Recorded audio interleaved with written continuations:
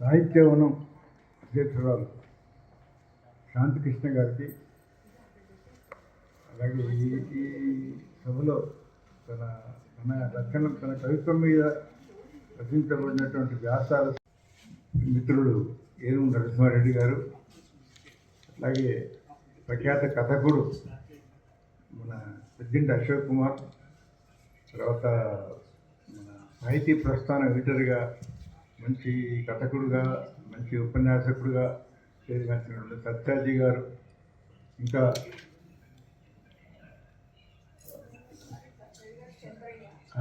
మన విమర్శన సాహిత్యంలో కృషి చేస్తున్నటువంటి చంద్రయ్య గారు, ఇంకా సభలో ఆసనలైన అనేక మంది సాహితీవనం సభ్యులు, సాహితీ ప్రియులు అందరికీ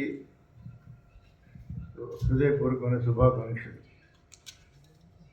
ఈరోజు నేను వరంగల్ నగరం నుండి వచ్చి ఈ రెండు పుస్తకాలని శాంతివనం వారు ప్రచురించినటువంటి సాహిత్యవనం వారు ప్రచురించినటువంటి పుస్తకాలను ఆవిష్కరించే అవకాశం కలిగినందుకు చాలా సంతోషిస్తున్నా.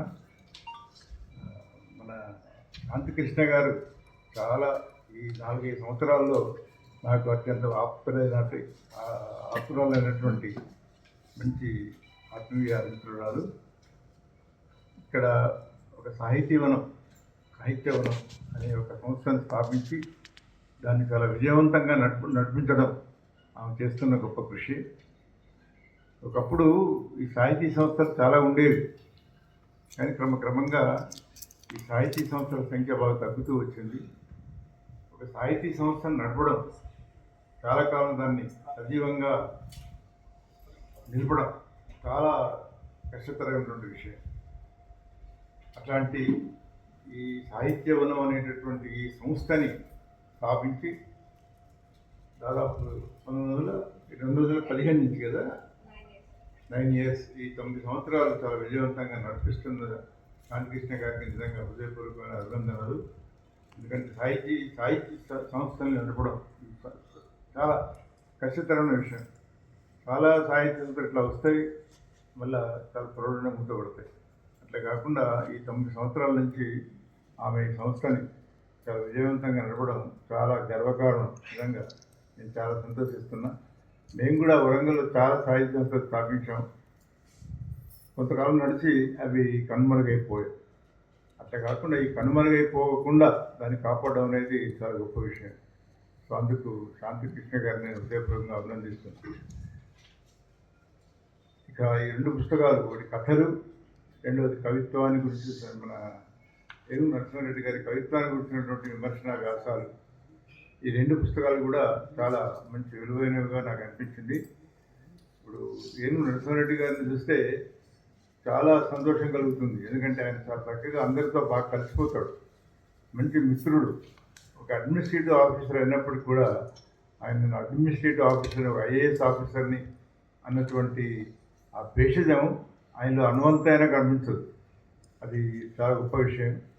తర్వాత ఆయన చేస్తున్న ఉద్యోగం చాలా టైం కన్జ్యూమింగ్. దాంట్లో టైం దొరకడం చాలా కష్టం. సాహిత్యం వైపు దాని దృష్టి మరలించి ఈ రాయడం అనే దాన్ని మనం నిరంతరంగా కొనసాగించడం చాలా కష్టం. అట్లాంటి ఆయన 2 చేతులతో, ఒకవైపు పరిపాలన, రెండో వైపు సాహిత్య కృషి, ఈ 2 కూడా చాలా విజయవంతంగా చేస్తున్నాడు. చాలా అది గొప్ప విషయం. ఎందుకంటే టైం అనేది, స్కేలింగ్ టైం అనే ఒక మాట ఉంది. అంటే టైం దొరికినప్పుడు ఏదో రకంగా కొంత టైంని మనం దక్కించుకోవడం, ఆల్మోస్ట్ స్టీల్ టైం అని ఒక మిత్రుడు అంటున్నాడు. అట్లా ఆ టైంని దొంగిలించడం ఒక రకంగా. ఎందుకంటే ఆయన అసలు టైం దొరకదు కదా అడ్మినిస్ట్రేటివ్ ఆఫీసర్గా. అట్లాంటిది కొంత టైంని చేజిక్కించుకొని ఆయన కొంత సాహిత్య కృషి కూడా చేయడం అనేది చాలా గొప్ప విషయం. పరిపాలనను, ఇటు సాహిత్యాన్ని అన్నింటినీ కూడా సక్సెస్ఫుల్గా నడిపించడం అనేది చాలా గొప్ప విషయం. ఆయన నిజంగా నేను హృదయపూర్వకంగా అభినందిస్తున్నా. ఈ వ్యాసాలు నేను ఇంకా చదవలేదు, చదివితే వాటి గురించి కొంచెం మాట్లాడేవాడిని. అట్లాగే ఈ కథకులు, ఈ గమనంలో కొంతమంది కథకుల కథల్ని సేకరించి మన శాంతికృష్ణ గారు తెలుగు సాహిత్యవనం పేరుతో ఇది తెలుగు సాహిత్యంలో ప్రచురించినటువంటి 12వ ప్రచురణ అని సాహిత్యవనం తరఫున ఆమెని మరోసారి నేను అభినందిస్తున్నా. ఈ గమనంలో ఉన్న కథలు కూడా చాలా మంచి కథలే నేను అనుకుంటున్నా. ఎందుకంటే ఇవాళ కథా సాహిత్యం అన్నిటికంటే కూడా ఇప్పుడు ఒకప్పుడు నవల రాజ్యం వెళ్ళింది. చాలామంది నవలలు రాసేవాళ్ళు, చదివేవాళ్ళు. కానీ ఇప్పుడు క్రమక్రమంగా నవల కాస్త వెనుకబడింది. అట్లాగే కవిత్వం కూడా చదివేవాళ్ళు చాలా తక్కువ. రాస్తారు చాలామంది, కవిత్వం వస్తున్నది బాగా, కానీ చదివేవాళ్ళు తక్కువ. కవిత్వం అనగానే భయపడే వాళ్ళు చాలామంది ఉన్నారు. అమ్మో కవిత్వం మాకు అర్థం కాదని మొదలే నిర్ణయించుకొని ఆ కవిత్వంలో ఉన్నటువంటి ఆ సారాన్ని, కవిత్వంలో ఉన్నటువంటి ఆ గొప్ప మనం ఆ రసపోషణ అంటాం, దాన్ని ఆస్వాదించడానికి చాలామంది సిద్ధంగా ఉండరు. అమ్మో కవిత్వం అని భయపెడుతుంటారు. అది అందువల్ల ఎక్కువ మంది కవిత్వం చదవడం లేదు. ఎటొచ్చి ఏం చదువుతున్నారు ఇప్పుడు అంటే కథలు బాగా చదువుతున్నారు. అందుకని ఈ కథా సాహిత్యంలో ఈ గమనం పుస్తకం తీసుకురావడం. ఎంతమంది కథకులు అంటే దీంట్లో దాదాపు 25 మంది 25 మంది కథకులతో ఈ కథా పుస్తకాన్ని, కథా సంకలనాన్ని గౌరవించడం చాలా గొప్ప విషయం. దీంట్లో చాలామంది ఇప్పుడు నేను నరసింహారెడ్డి గారు కూడా కథ రాశాడని చాలా సంతోషిస్తున్నా.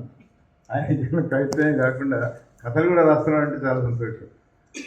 నిజానికి నేను నరసింహారెడ్డి గారు సూచించేది ఏమిటంటే మీరు కవిత్వం కంటే కథలే ఎక్కువ రాయండి.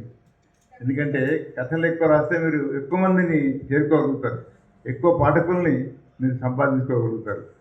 అట్లాగే కథలతో పాటు కొంచెం కథలు రాసిన తర్వాత అనుభవంతో మంచి నవలలు కూడా రాయొచ్చు. నవల రాయడం ఇంకా గొప్ప విషయం. ఎందుకంటే నవల it's a bright book of life అని ఒక మిత్రుడు అన్నాడు. అంటే ఒక గొప్ప ఉద్యోగం, మంచి వెలుగు రేఖ, కాంతి రేఖ నవల అంటే. ఎందుకంటే నవలలో అనేక విషయాలు ఉంటాయి. ఒక నవల చదివితే మనల్ని మనం చదువుకున్నట్టుగా ఉంటుంది. మనల్ని మనం తెలుసుకోవడానికి నవల ఉపకరించినట్టుగా మరి ఏది కూడా ఉపకరించద్దు అని నేను అనుకుంటున్నాను. మంచి నవల విషయం చెప్తున్నాను నేను. సో ఒక మంచి నవల చదివినట్టయితే మనల్ని మనం చదువుకున్నట్టు, అంటే మనల్ని మనం తెలుసుకున్నట్టు. ఇప్పుడు నేను నవల చదివే రోజుల్లో ఇప్పుడు అంపశయ్య ఎట్లా రాశానంటే అనేక మంది రచయితల నవలు చదివిన తర్వాతనే, ఇప్పుడు ఉచ్చుబాబు, చలం, గోపిచంద్, తర్వాత ఇట్లా కొడగొండ కుటుంబరావు, వీళ్ళ నవలన్నీ బాగా చదివి ఆ ప్రభావంతో నేను నా మొట్టమొదటి నవల అంపశయ్య రాశాను. తర్వాత చాలా నవలలు రాశాను అనుకోండి. మొత్తం మీద ఏంటంటే ఒక మంచి నవల చదవడం వల్ల మనల్ని మనం తెలుసుకున్న వాళ్ళం అవుతాం. నో దైసెల్ఫ్ అని ఒక మాట ఉంది. మొత్తం ఫిలాసఫీ అంతా చెప్పేది ఏంటి, ఉపనిషత్తులు, వేదాలు ఇవన్నీ చెప్పేది ఏంటో ఒకటే మాట, నో దైసెల్ఫ్. అంటే నిన్ను నువ్వు తెలుసుకో. నిన్ను నువ్వు తెలుసుకోవడానికి ఏంటి, ఒక మంచి నవల చదివితే నిన్ను నువ్వు తెలుసుకోవచ్చు. నాలో ఉన్న స్ట్రాంగ్ పాయింట్స్ ఏంటి, నాలో ఉన్న వీక్ పాయింట్స్ ఏంటి, ఆ వీక్ పాయింట్స్ని ఎట్లా మనం తగ్గించుకోవాలి, ఎట్లా మనం స్ట్రాంగ్ పాయింట్స్ని పెంచుకోవాలి, ఇవన్నీ కూడా ఒక మంచి నవల ద్వారా తెలుస్తుంది మనకు. అది నేను నా అనుభవంతో చెప్తున్నాను. నేను ఉదాహరణకి నేను బుచ్చిబాబు రాసిన చివరకు ఉండేది నవల ఒక 5-6 సార్లు చదివాను. చదివినప్పుడల్లా నాకు ఆ నవలలో దయానిధి పాత్రను తెలుసుకోవడం కాదు, నన్ను నేను తెలుసుకున్నట్టుగా ఫీల్ అయ్యాను అనేక సార్లు. సో అందువల్ల ఒక మంచి నవలలో ప్రభావం ఉంటుంది. తర్వాత సరే కథ చూడడం కూడా ఒక మంచి కథలు కూడా ఒక మంచి అనుభవమే. ఎందుకంటే నవల్లో కూడా అనేక జీవితానికి సంబంధించిన అనేక విషయాలు తెలుసుకోవచ్చు మనం. సరే ఇక కవిత్వం అన్నిటికంటే కూడా ఉన్నతమైనదిగా భావిస్తారు. ఎందుకంటే చాలా కాలం సాహిత్యంలో కవిత్వమే రాజ్యం చేసింది. మీరు ప్రాచీన సాహిత్యాన్ని చూడండి. మీరు ప్రాచీన సాహిత్యంలో వచ్చినటువంటి గొప్ప గ్రంథాలన్నీ కూడా కవిత్వమే. అందుకని మన సంప్రదాయం కవిత్వమే. నిజానికి రాసేవాడిని కవి అంటారు మన వాళ్ళు. ఇప్పుడు నన్నందరూ కవి అంటుంటారు. నేను కొంచెం ఎంబ్రాస్గా ఫీల్ అవుతాను. కానీ మళ్ళీ నాకు ఏం తెలుస్తుందంటే మనకు తెలుగులో రాసేవాడిని కవి అంటారు అంతే. ఇప్పుడు సినిమా రంగంలో ఒక మాట ఉంది, డైలాగ్స్ రాసేవాళ్ళు కవి అంటారు వాళ్ళు. ఆ డైలాగ్ రాసేవాడికి అవసరం పడితే ఏడి ఆ కవిడి, మన కవిని విలువండి అంటారు. అందుకని కవి అనే మాట, రాసేవాడికి కవి అనే మాట, అది దాని ఒక సార్థక నామం అయిపోయింది. కాబట్టి కవిత్వం చాలా గొప్ప సాధనం. అది కవికి బాహ్య ప్రపంచానికి సామరస్యం కుదిరేదాకా కవి చేసే అంతర్బహి యుద్ధరావమే కవిత్వం అంటాడు చలం. చలం కవిత్వానికి ఇచ్చిన డెఫినేషన్ అది. అంటే కవి చేసే బాహ్య ప్రపంచంతో కవి అంతరంగం చేసే యుద్ధరావం. ఆ కవి యొక్క అంతరంగానికి బాహ్య ప్రపంచానికి సామరస్యం కుదరడం చాలా కష్టం. ఆ సామరస్యం కుదిరేదాకా కవి చేసే యుద్ధరావం అంటే అది యుద్ధరావం ఏ రూపంలో ఉంటుంది? కవిత్వ రూపంలో ఉంటుంది. సో కవి చేసే యుద్ధరావమే కవిత్వం అంటాడు చలం అని. చలం కవిత్వం రాయకపోయినా కవిత్వానికి చాలా గొప్ప మాటలు చెప్పాడు ఆయన.